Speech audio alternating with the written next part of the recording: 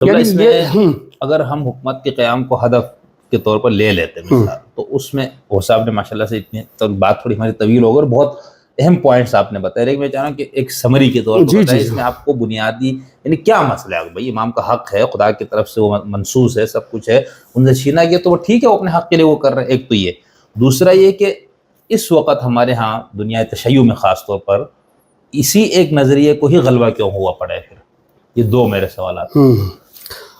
دیکھیں بنیادی طور پر جو لوگ بیچارے کوشش کر رہے ہیں نا کہ امام حسین کے ہدف کو حکومت بنائیں، میں اب آپ سے ایک سوال پوچھتا ہوں کہ امام حسین علیہ السلام کہاں جا رہے تھے؟ کوفے، اور کوفے میں حکومت بنانے جا رہے تھے. ٹھیک ہے، تو کوفے میں بن جاتی حکومت، فرض کر لیتے ہیں بن گئی حکومت، کوفے میں امام حسین صاحب کی حکومت بن گئی. اب کوفے کے حاکم کون ہیں؟ امام حسین علیہ السلام. ٹھیک ہے، ہو گیا، یہی چاہ رہے تھے نا لوگ. اس کا تو آپ نے اصل میں عرض کرتا ہوں کہ ابھی جو یہاں تک تو چلے نا، تو چلو آپ کو ابھی ہم نے حکومت بنا دی امام حسین السلام کی. جی، یعنی ابھی تو ہم مان ہی نہیں رہتے کہ ہم حکومت ان کا ہدف ہے، لیکن ابھی ہم نے حکومت ان کی تعمیر کر دی. کہ بھائی آپ یہی کہہ رہے ہیں نا کہ وہ کوفے جا رہے تھے حکومت کے قیام کے، اور کوفے میں جا کے وہ کیا کر رہے تھے کہ کیا نام ہے، ان کو حکومت بنانا تھی، اور وہ بنا لی انہوں نے، حکومت بن گئی ہے ان کی.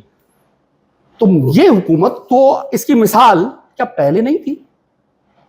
کیا مولا علی کی حکومت کوفے میں تھی، ٹھیک ہے، اور امیر شام کی حکومت شام میں تھی. صحیح. اور پھر تضادات، پھر جھگڑے، پھر لڑائیاں. نہیں اس میں یہ بھی ہو سکتا تھا نا کہ امام حسین وہاں سے بھی ختم کر دیتا نا یزید. نہیں وہ تو بات کی بات ہے نا، وہ تو بات کی بات ہے کہ وہ کیا کر دیتے یا نہیں کر دیتے، وہ تو بات کی بات ہے. لیکن کم از کم یہاں تک کہ یہ چیز کہ آپ نے کوفے پر کہا، کنسلٹیشن یہ ہے نا ہمارا کہ بھئی کوفے میں حکومت کے لیے جا رہے ہیں. فی الحال تو یہی ہے نا، ابھی شام پہ تو حکومت کا کوئی تصور ہے ہی نہیں. صحیح. ابھی تو صرف سارا مسئلہ یہ ہے کہ کوفے میں جانا ہے اور حکومت بنانا ہے. تو اگر کوفے میں حکومت بن جاتی تو پھر وہی مولا علی والی حکومت ہوتی نا. بالکل. اور وہ تو پھر پہلے بھی بن چکی ہے، اور اس کی مثال ہمارے پاس موجود ہے کہ جو مولا علی اور امیر شام کے درمیان وہ تضادات چلتے رہے. تو کیا پھر امام حسین علیہ السلام تاریخ کو دوبارہ دہرا رہے تھے؟ بہت ہے نا یہ اہم بات کہ اگر یہ کر بھی لیتے، فرض کر لیتے، تو کیا ہوتا؟ اس کا نتیجہ یہ ہوتا کہ بھئی وہ یعنی حکومت قائم ہو جاتی اور پھر آپ جھگڑوں کی نظر ہوتے. انہی جھگڑوں کو تو امام حسن علیہ السلام نے ختم کیا تھا. تو بھئی کم از کم یہ جھگڑے جو ہے نا نارمل ہو جائیں. بالکل. تم حکومت کے لیے پریشان ہو نا، تم حکومت لے لو، کم از کم جھگڑوں سے تو وہ امت مسلمہ جو ہے نا بچ جائے گی نا. تو اب یہ کہ مولا علی کے دور کو دوبارہ وہ ریوائیول ہو جاتا اس کا، تو پھر اس کے بعد دوبارہ پھر کوئی سلو کے لیے تیار ہوتا. یہ اپنی جگہ ایک مرحلہ تھا نا، یا تو آپ جیت جائیں گے یا ہار جائیں گے. اور اگر فرض کر لیتے ہیں کہ امام حسین علیہ السلام پہ شام سے حملہ ہو جاتا اور وہ شہید ہو جاتے، اس کے تو کوئی فوائد نہیں آتے اتنے زیادہ.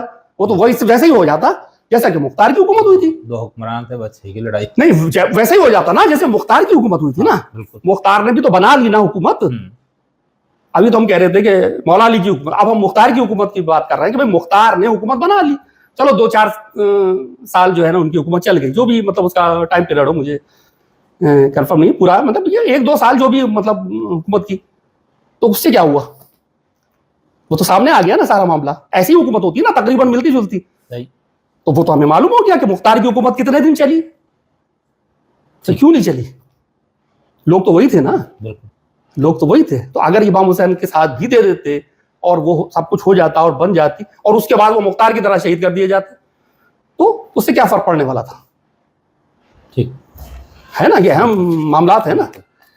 تو مختار کی حکومت بنی نا، کوفے میں بعد میں بنی، لوگوں نے مطلب اس کی حمایت کی، اور یہی مطلب سمجھا جا رہا ہے نا کہ کوفے میں حکومت بنے گی. لیکن کیا وہ بہت زیادہ کامیاب ہو گیا؟ کیا وہ شام تک چلا گیا یا کوئی اور معاملات ہوئے؟ ایسا تو کچھ بھی نہیں ہوا. بالکل. پھر کیا ایسی حکومت امام حسین علیہ السلام اس طرح کی حکومت کے لیے بڑھ رہے تھے؟ بالکل. اس سے کیا فوائد تھے؟ لیکن اب کیوں پھر یہی نظریہ کیوں غالب ہو گیا؟ ہاں یہ تو دیکھیں نا، بات یہ آتی ہے کہ یہ کوئی بندہ اس کے علاوہ دوسرے نظریے سننے کے لیے تیار نہیں. ہاں یہ بنیادی طور پر یہ مسئلہ ہے کہ دیکھیں، بنیادی مسئلہ یہ آ رہا ہے کہ دیکھیں نا، مجھے جو پسند ہے نا اس کے لیے میرے پاس دلائل ہونا چاہیے، اور وہ میں کہیں سے بھی لا سکتا ہوں. اگر مجھے پسند ہے، کوئی چیز پسند ہے، نہیں دلائل بھی تو مضبوط ہوں گے نا اس موقف کے، تبھی تو لوگ آپ لائے نا، میں رد کر رہا ہوں نا تمام دلائل کو، آپ جتنے دلائل آ رہے ہیں میں سارے دلائل رد کرتا جا رہا ہوں نا، آپ مزید لائیں. کون سا مطلب کون سی دلیل ہے جو آپ لا رہے ہیں کہ مستحکم ہو کہ بھائی یہ جو ہے نا امام حسین علیہ السلام جو ہے نا حکومت، میں تو آپ سے کہہ رہا ہوں نا کہ کیا مولا علی کی طرح کی حکومت ہوتی ان کی؟ بالکل. یا مختار جیسی حکومت ہوتی ان کی؟ ایک پہلی حکومت، ایک بعد کی حکومت. اب ان دونوں کے درمیان میں امام حسین علیہ السلام کی زندگی ہے، تو اگر ویسی حکومت ہوتی تب بھی اور ایسی حکومت ہوتی تب بھی، تو کیا اس سے ہونے والا کیا تھا؟ اچھا، اور یہ جو حکومت کے جھگڑے ہیں نا، یہ تو کبھی ختم ہونے والے ہیں نہیں. ہاں بالکل، یہ تو نہیں ہے، یہ تو کبھی ختم ہونے والے نہیں. صحیح ہے. بھائی چلو ٹھیک ہے، مثال کے طور پہ امام حسین علیہ السلام 10 12 15 سال 20 سال حکومت کر جاتے، تو کیا امام زین العابدین علیہ السلام بھی اسی طرح حکومت کرنے کے لیے ان کو چھوڑ دیا جاتا؟ ہو سکتا ہے آج لوگ ہیں آپ کے ساتھ، کیا لوگ نہیں ہیں؟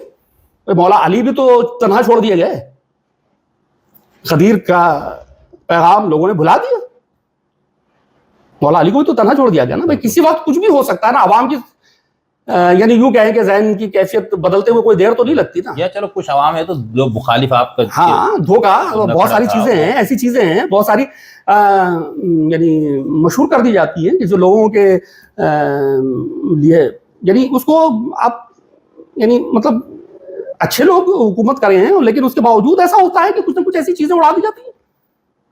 حکومتیں ہٹانا کوئی مسئلہ تو نہیں ہوتا نا، دھوکہ فریب یہ تو سب چلتا ہی ہے نا سیاست میں، اس سے کیسے انکار کیا جا سکتا ہے؟ تو اور یہ ہم دیکھ بھی چکے، غدیر جیسی کیفیت کے بعد مولا علی جو ہیں وہ حکمران نہیں ہے. کتنی عجیب بات ہے. بالکل. تو سیاست تو کچھ بھی کر سکتی ہے نا. تو سیاست کے تو اب یہ جو حکومت لے کے امام حسین علیہ السلام بیٹھ جاتے ہیں، تو اس حکومت سے کیا فوائد آنے والے تھے؟ اس حکومت کا انصاف ہوتا نہیں، مطلب دیکھیں نا، ہاں مطلب انسانوں کے سارے وہ بیت المال کی حفاظت ہوتی ہے، سب کچھ ہوتا، اور کیا فائدہ ہوتا؟